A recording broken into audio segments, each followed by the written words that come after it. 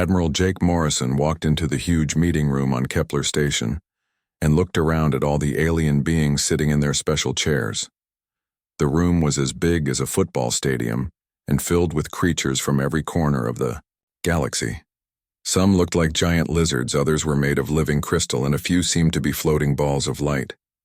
They were all part of the Galactic Council, the group that made decisions for thousands of worlds across space. Jake had been coming to these meetings for 5 years now, ever since Earth joined the galactic community. Usually the aliens treated humans like annoying children who asked too many questions. Today would be different though, because Jake had something important to tell them, something that could save or destroy everything they knew. He cleared his throat and stepped up to the speaking platform. The noise in the room got quieter as the aliens noticed him. Jake could feel their eyes, or whatever they used to see, watching him with the usual mix of boredom and mild irritation they showed whenever a human spoke. "Honored members of the Council," Jake began, his voice carrying clearly through the translation devices that turned his words into sounds the aliens could understand. "I come before you today with urgent news from our deep space monitoring stations. We have detected massive gravitational disturbances in the region you call the Void Sector." A ripple of chittering, growling, and musical tones went through the assembly. The Zephyrian delegate, a tall crystal being named Velthar, made a sound like breaking glass that the translators turned into words. "Here we go again, another human panic about shadows in space." Jake ignored the comment and continued. "These are not shadows. Something is moving through that region of space, something that defies our understanding of physics. In the past 3 months, our sensors have recorded the complete disappearance of 3 star systems in that area." Commander Lisa Hayes stepped forward from behind Jake. She was Earth's top expert on alien life forms and had spent years studying the different species in the galaxy. She touched a control pad and holographic images appeared in the air above the platform, showing star charts and sensor readings. "The energy signatures we are detecting do not match any known natural phenomena," Lisa explained. "Solar flares, supernovas, black holes, neutron star collisions, we know what all of these look like on our instruments.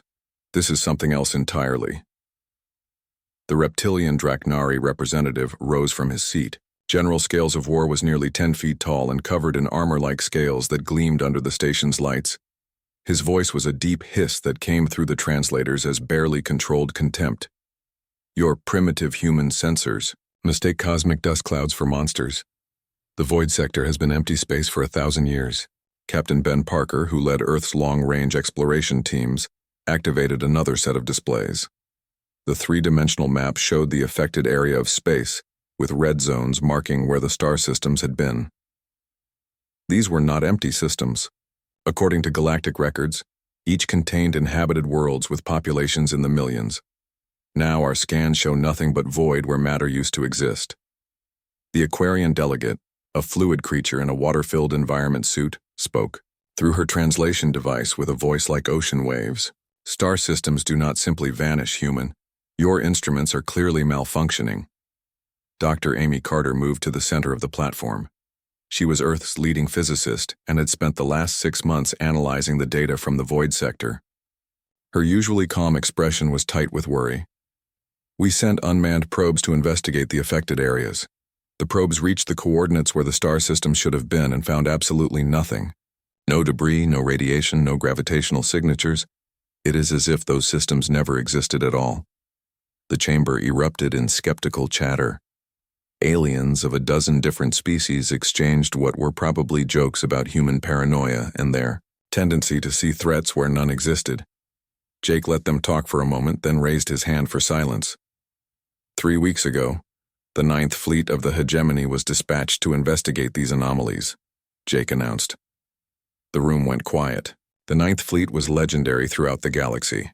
12 massive Draknari battleships accompanied by 40 smaller cruisers and over 100 support vessels.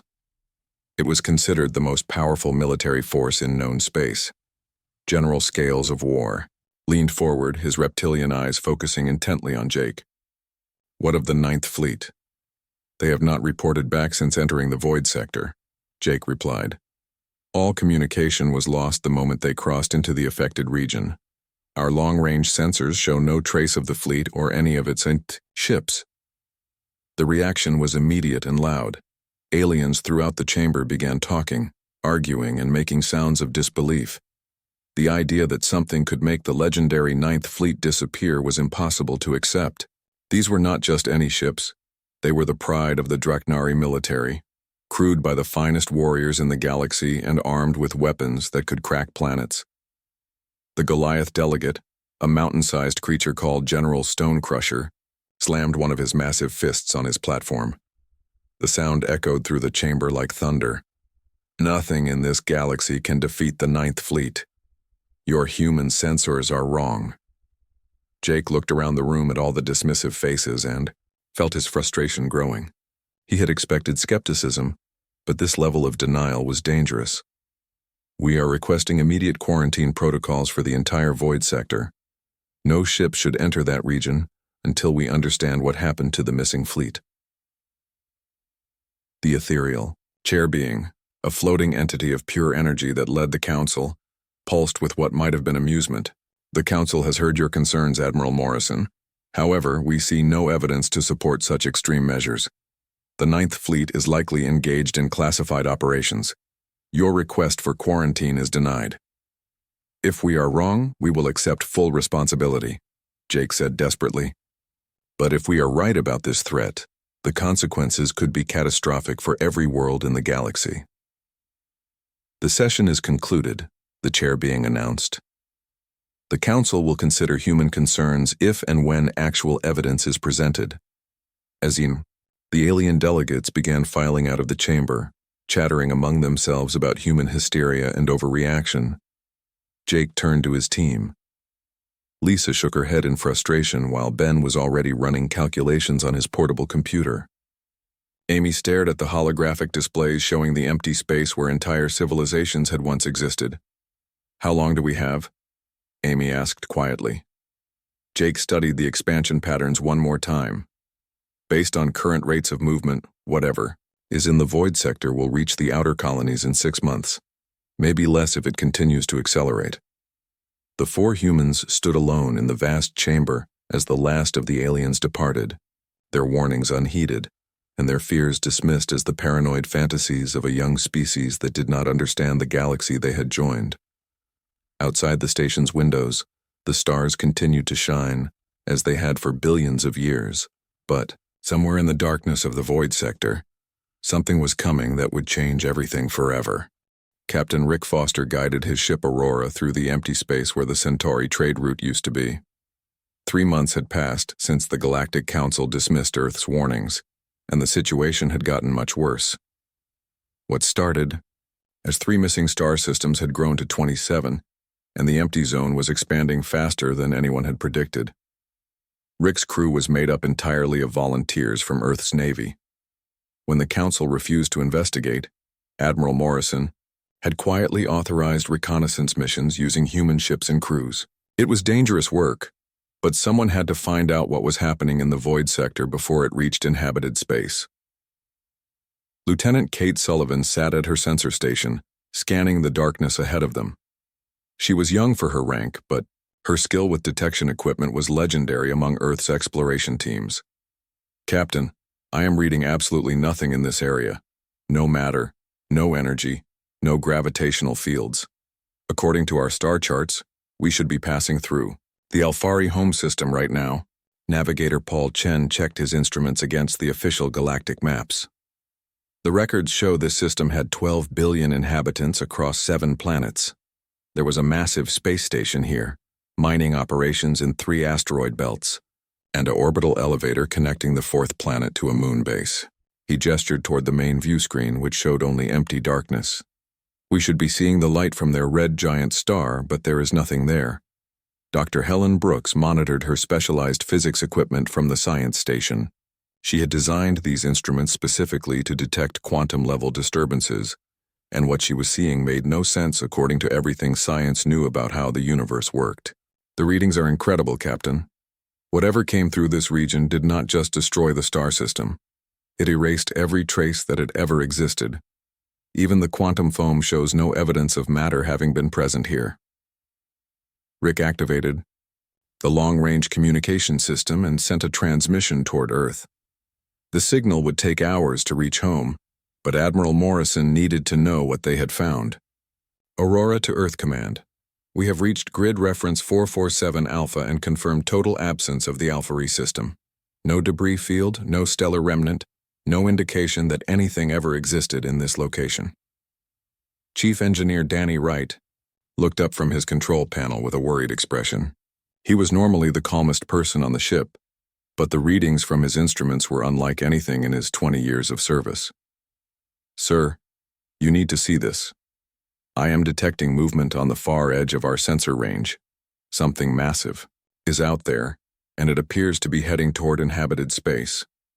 The bridge fell silent as the crew gathered around Danny's station. The sensor display showed a distortion in space itself, like a ripple moving through the fabric of reality. The thing stretched across several light years and seemed to be made of some kind of matter that bent the rules of physics. What is the speed of movement? Rick asked. 0.7 light speed, but that is not the concerning part, Danny replied.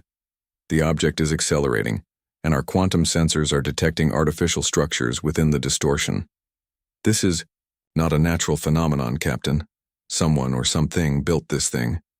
Kate's voice dropped to a whisper. There are life signs inside that structure. Not just one or two, but millions of them. As if responding to her words, every communication system on the Aurora suddenly activated without anyone touching the controls. The screens lit up with signals that were not coming through normal radio waves or laser transmissions. Instead, something was speaking directly into the minds of every person on the ship. The voice that emerged was vast and ancient, carrying the weight of countless years and unimaginable intelligence. But mixed within that alien presence were traces of familiar sounds, voices that belonged to species they recognized from the Galactic Council. The harvest continues as planned, the voice said, each word seeming to come from inside their skulls. Your warnings were received and analyzed.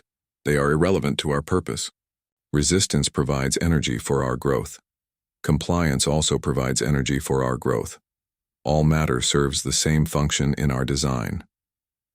The mental contact ended abruptly, leaving the crew with splitting headaches and a deep sense of dread. Rick rubbed his temples and tried to understand what had just happened. What did it mean by harvest? Helen was already analyzing the recordings of the contact.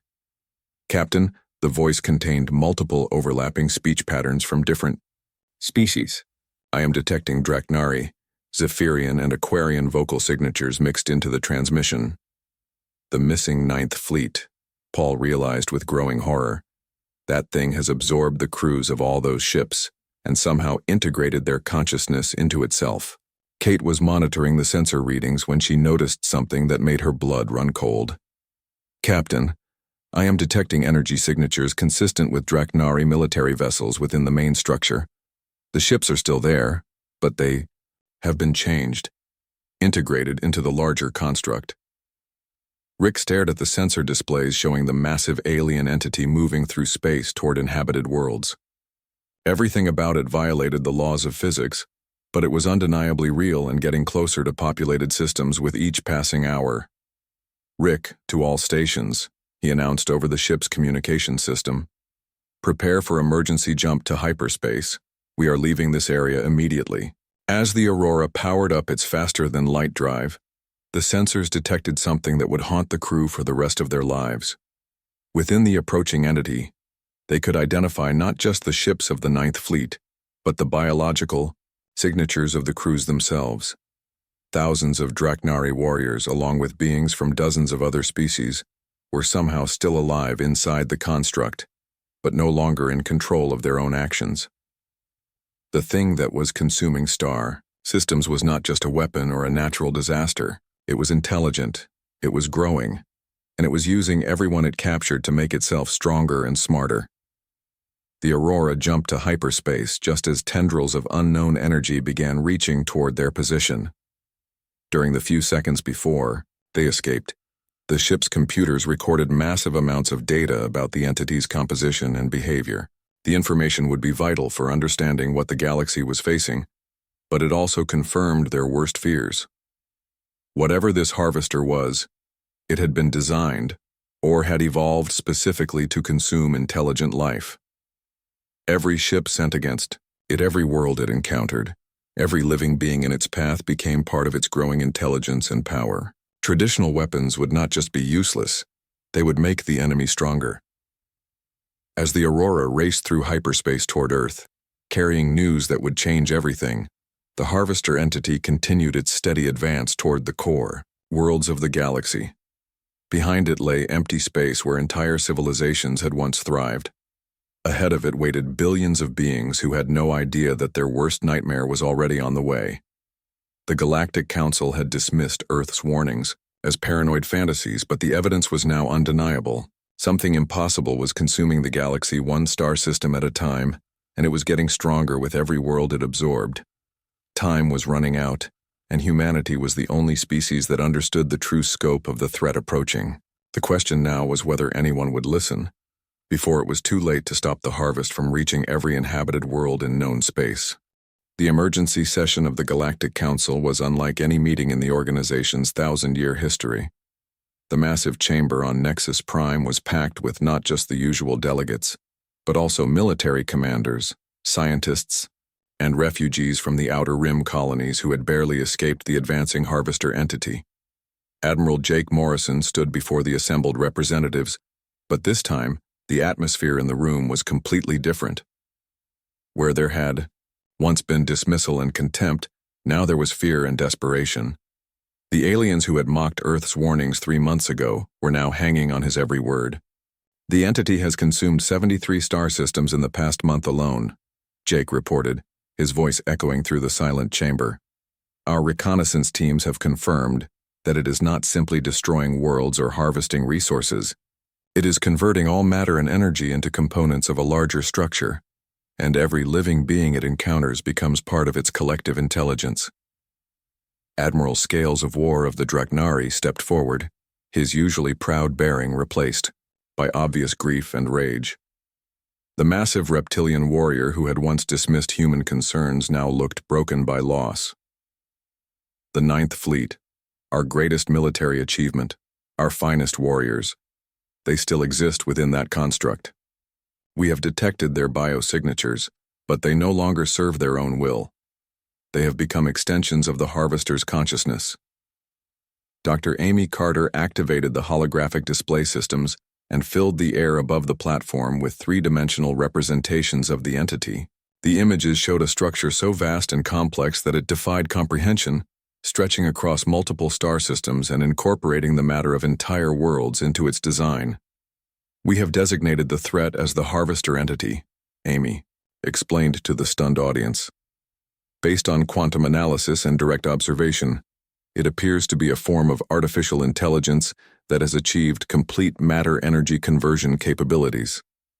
It does not simply consume resources, it incorporates everything it encounters into its expanding consciousness. The crystalline Zephyrian delegate Velthar resonated with harmonics of despair. Surely our combined military forces can mount some kind of defense. The galaxy has never faced a threat that could not be defeated through unity and superior firepower. Captain Ben Parker stepped forward with grim determination. Every conventional weapon fired at this entity becomes part of its arsenal within seconds. Every ship that engages it in battle gets absorbed into its structure and turned against us. Fighting it with traditional military tactics only makes it more powerful and gives it access to our technology and strategic knowledge. The chamber erupted in panicked discussions as the reality of their situation became clear. Species that had been enemies for centuries found themselves united by terror of an opponent that grew stronger with every attempt to stop it. The usual.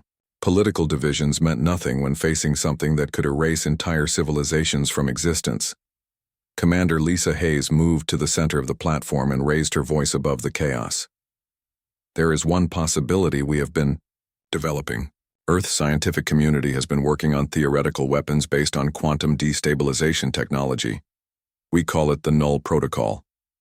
General Stonecrusher of the Goliaths leaned his massive bulk forward. What does this weapon accomplish that our conventional arms cannot? The Null Protocol does not destroy matter in the traditional sense, Amy explained. Instead, it reverts quantum states to their base probability configurations. Essentially, it causes complex matter to forget how to maintain its organized structure. The more complex and organized the target, the more effective the weapon becomes. The floating ethereal chair being pulsed with interest and concern. Such a device would be devastating to all forms of organized matter, including living beings. Jake nodded grimly. The null protocol would sterilize entire star systems. Any complex matter within its effective range, whether organic or artificial, would be reduced to basic subatomic particles. It is a weapon of absolute last resort that we hoped never to build, much less use. How long would construction of such a device require? Asked Ambassador Tidesinger of the Aquarians. Lieutenant Kate Sullivan, now serving as part of Earth's military advisory team, answered the question. We have been working on the theoretical framework since our first warnings were dismissed. The prototype device is nearly complete, but there is a significant problem with deployment. The weapon requires a delivery system that can approach close enough to the entity's core structure without being absorbed or converted. The chamber fell completely silent as the implications became clear to everyone present. You are describing a suicide mission, Admiral Scales of War observed. Not just a suicide mission, Ben corrected. A mission that requires volunteers willing to accept complete erasure from existence. The null protocol does not leave behind debris or energy signatures or any trace that something was ever there. Whatever delivers this weapon will be unmade on the most fundamental level possible. Dr. Helen Brooks, who had survived the Aurora's reconnaissance mission, stepped forward to address the assembled delegates. We need a crew that fully understands the sacrifice they are making. This is not death as any of our species understand. It is complete cessation of existence in any form. There will be no afterlife, no energy state, no consciousness transfer, nothing. Absolute obliteration. The alien representatives looked at each other with a mixture of hope and horror. They finally had a weapon that could potentially stop the Harvester, but using it would require someone to voluntarily face something worse than death. Commander Rick Foster, who had led the Aurora mission and seen the Harvester entity firsthand, stepped forward from the observer section. Earth will provide the volunteer crew. We were the first to recognize this threat, and we are prepared to see it through to whatever end is necessary. The chamber erupted in protests from various species, as delegates argued that the burden should be shared among all galactic civilizations. But Jake raised his hand for silence and spoke with quiet authority. This is our choice to make. We warned all of you about this threat months ago, and those warnings were dismissed as human paranoia and overreaction. Now the galaxy is paying the price for that dismissal. Let us at least be allowed to try fixing what we can before it becomes too late for everyone. The Draknari Admiral stepped forward. My warriors should be the ones to carry this weapon. We have a debt of honor to settle with the thing that corrupted our greatest fleet. Your warriors are brave, Rick replied respectfully. But they think in terms of glorious death and honorable sacrifice. This mission requires people who can accept absolute nothingness as the price of success. Humans have a different relationship with extinction than most species. The vote was called without further debate. Every species represented in the chamber voted to authorize the construction and deployment of the null protocol. Earth would provide the volunteer crew for what everyone understood would be the final gambit against an enemy that should not exist. As the session ended and delegates began making preparations for what might be the last coordinated action of galactic civilization, Jake gathered his team around him. They had perhaps weeks before the Harvester reached the core worlds where billions of beings lived in ignorance of the approaching doom. We always knew it might come to this, Amy said quietly. At least now they are taking us seriously. Lisa added. Jake looked out through the station's massive windows at the stars that still shone peacefully in the darkness, hiding the approaching nightmare that was consuming everything in its path. Now we find out if humanity's greatest strength is really our willingness to sacrifice ourselves for others, or if that is just something we tell ourselves to feel better about being expendable. The preparations began immediately, and time was running out. The orbital shipyards around Earth worked without stopping. Every construction facility and manufacturing plant in the solar system contributing to the most desperate project in human history. The ship they were building was unlike anything in The galaxy's naval architecture, designed not for victory or survival, but for the most effective possible self-destruction. Captain Rick Foster stood in the bridge of the newly completed vessel, watching his hand-picked crew run through final system checks. The ship had been given the name Defiance, chosen because it represented humanity's refusal to accept the impossible. Every person aboard was a volunteer who understood they were looking at their final days of existence. "Final crew roster is complete, Captain," reported Lieutenant Commander Alex Stone, his new first officer. Alex had previously served on deep space exploration missions and had volunteered immediately when the call went out for crew members. 237 personnel, all volunteers from Earth's military and scientific services. No family members aboard, as per mission. Protocols. Dr. Amy Carter supervised the careful installation of the null protocol device in the ship's specially modified cargo bay. The weapon itself looked almost harmless. A crystalline structure no larger than a person that was surrounded by quantum field generators and enough exotic matter to power a small star for 1,000 years. "All theoretical calculations have been verified multiple times," Amy reported to Rick. "But we will not know for certain if the cascade effect will work until we activate the device. The quantum disruption should propagate through the harvester's entire structure within microseconds of detonation." Chief Engineer Danny Wright, who had survived the original Aurora reconnaissance mission, was coordinating with technical teams from across the galaxy. Despite their fears about the mission, every species in the galactic community had contributed their best technology and expertise to making the Defiance as effective as possible. "The distraction fleet is assembled and ready, Captain," Danny reported. 312 ships from 17 different species, all crewed by volunteers who understand this will likely be a one-way mission for them as well. Navigator Paul Chen worked at his station, plotting their approach course on the three-dimensional star charts. The harvester entity was currently consuming what remained of the Rigel system, one of the most populous regions in the galaxy. Radar.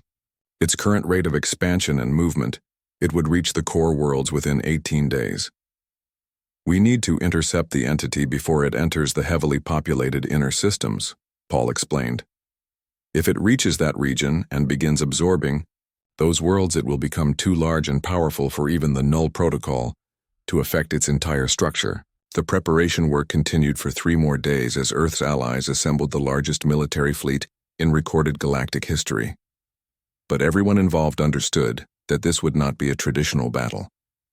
It was an elaborate sacrifice, designed to get one ship close enough to deploy a weapon that would erase everything within a 10-light-year radius. Admiral Jake Morrison came aboard the Defiance for the final mission briefing. His weathered face showed the strain of the past months, and everyone could see that he wished he could take the place of the crew making this journey. The responsibility of sending others to face absolute obliteration was weighing heavily on him. "The tactical plan is as simple as we can make it," Jake addressed the assembled crew members. "The combined distraction fleet will engage the harvester entity from multiple approach vectors simultaneously.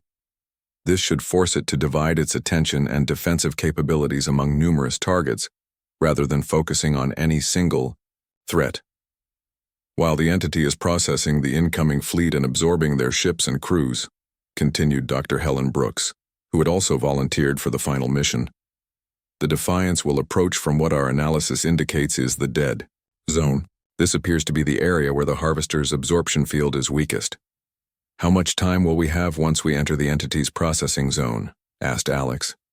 Helen consulted her calculations. "Based on our observations of how quickly it absorbed the 9th Fleet, we estimate you will have approximately 17 minutes from initial contact until complete conversion. The null protocol requires 14 minutes to reach full activation power. 3 minutes of safety margin," Rick observed. "That is actually better than I expected for a mission like this." Lieutenant Kate Sullivan, now serving as the Defiance's tactical officer, activated the sensor displays showing their latest intelligence about the harvester entity. "The construct has grown significantly since our first encounter with it. Current mass estimates suggest it now contains the equivalent matter and energy of 6 complete star systems." The crew absorbed this information with the same calm determination they had shown throughout their training. They were about to face something that had consumed entire civilizations and incorporated billions of conscious beings into its vast collective intelligence. Commander Lisa Hayes arrived with the final intelligence briefings from Earth's analysis teams. We have identified what we believe are command and control nodes distributed throughout the entity's structure. The absorbed vessels and crews from the Ninth Fleet appear to be functioning as its primary tactical processing centers, so it has access to all their knowledge about our military capabilities and strategic thinking, Alex concluded. Exactly. Which is why the Defiance will be using completely new approach vectors and communication protocols that were developed specifically for this mission. The entity should not be able to predict our movements based on absorbed tactical knowledge.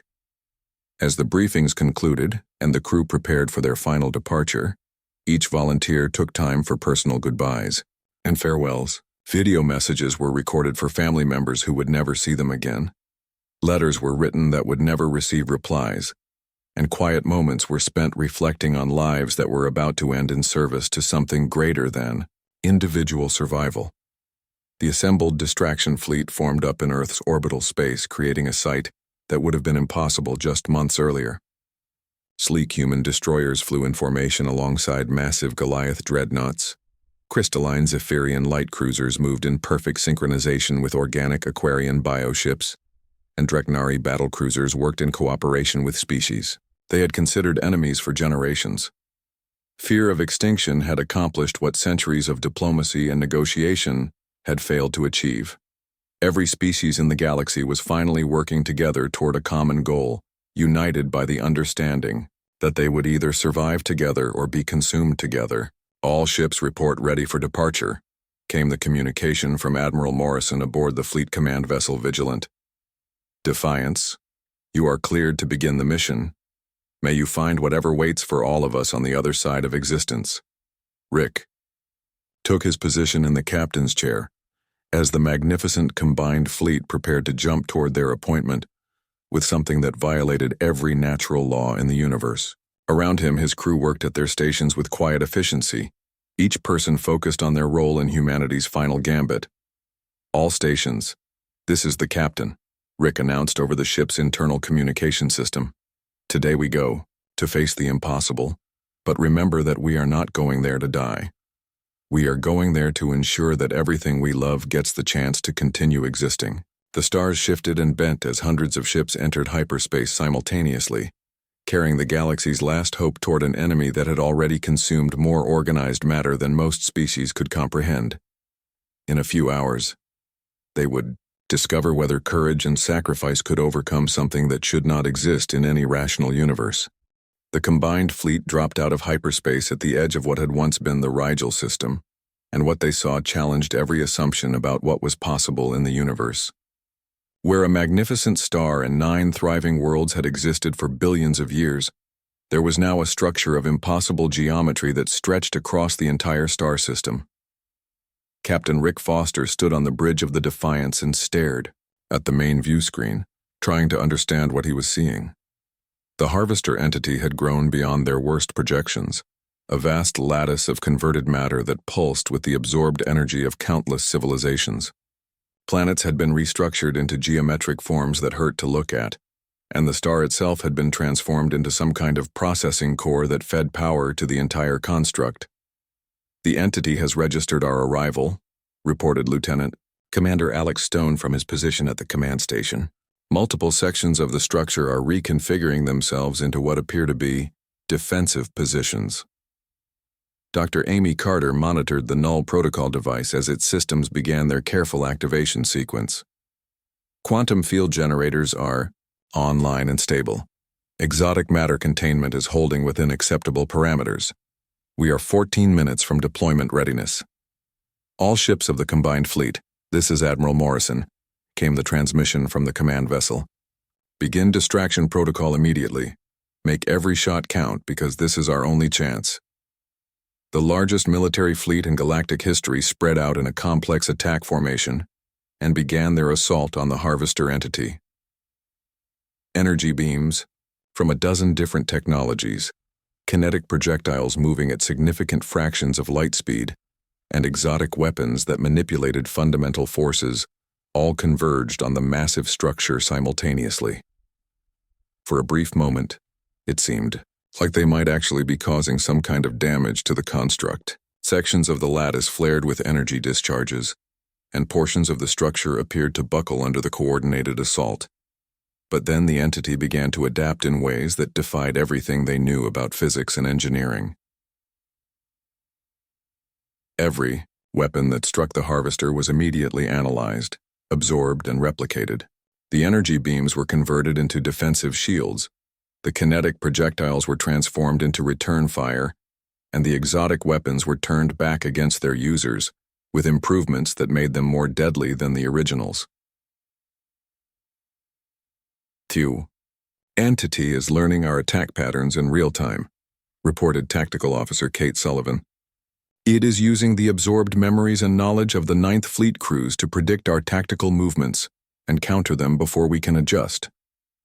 Navigator Paul Chen guided the Defiance through the chaos of battle, following their carefully planned approach route toward what their analysis had identified as the Harvester's primary processing core. Approaching the dead zone now. Defensive activity should be minimal in this sector according to our intelligence. But as they drew closer to their target, the crew realized that their intelligence had been deliberately incomplete. The dead zone was not undefended, it was a trap. Massive tendrils of converted matter began reaching toward the Defiance, and the ship's sensors detected the same absorption field that had claimed the legendary 9th Fleet. Contact with absorption field in 6 minutes, Danny Wright reported from the engineering section. Hull integrity is already beginning to fluctuate as our molecular structure starts to change. Dr. Helen Brooks studied her quantum analysis equipment with growing alarm. The Harvester is not just trying to absorb our ship, it is attempting to understand and analyze the null protocol device. If it figures out how our weapon works before we can deploy it, then it becomes completely immune to the only thing that can stop it.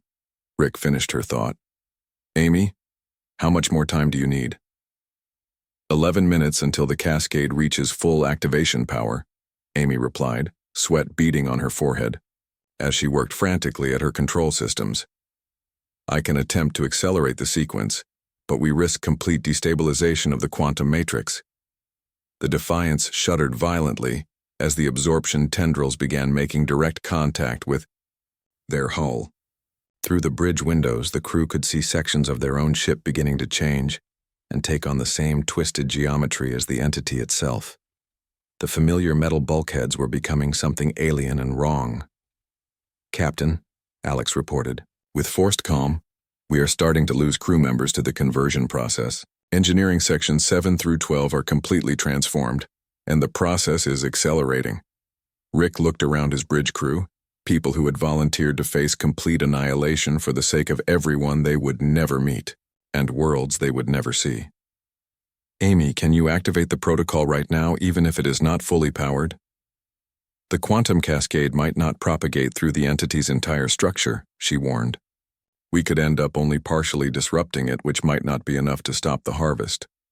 Through the ship's communication systems came the same alien voice they had encountered during their first reconnaissance mission, but now it carried unmistakable traces of familiar human speech patterns, mixed with the absorbed voices of countless other species. Your weapon has been analyzed and understood, the Harvester said, speaking directly into their minds. Your sacrifice serves no purpose except to provide us with additional resources. Surrender willingly, and your final moments will contribute to a greater intelligence than your limited species can imagine. Kate looked up from her sensor station with terrible realization. It is not just trying to stop us. The entity is attempting to reverse engineer the null protocol and use it as a weapon against the rest of the galaxy.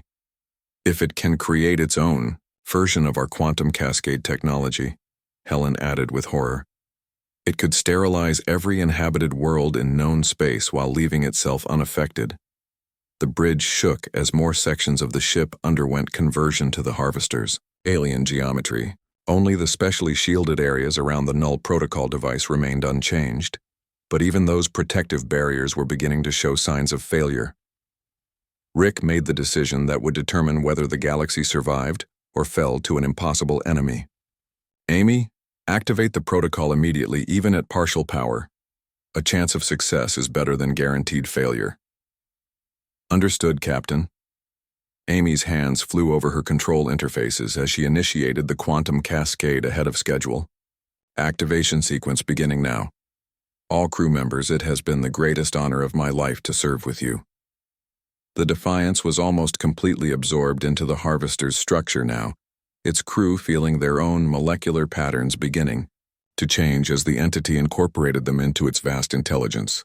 But in the cargo bay, the null protocol device pulsed with increasing intensity as it prepared to unmake everything within its effective range. We have reached the core processing center, Paul announced.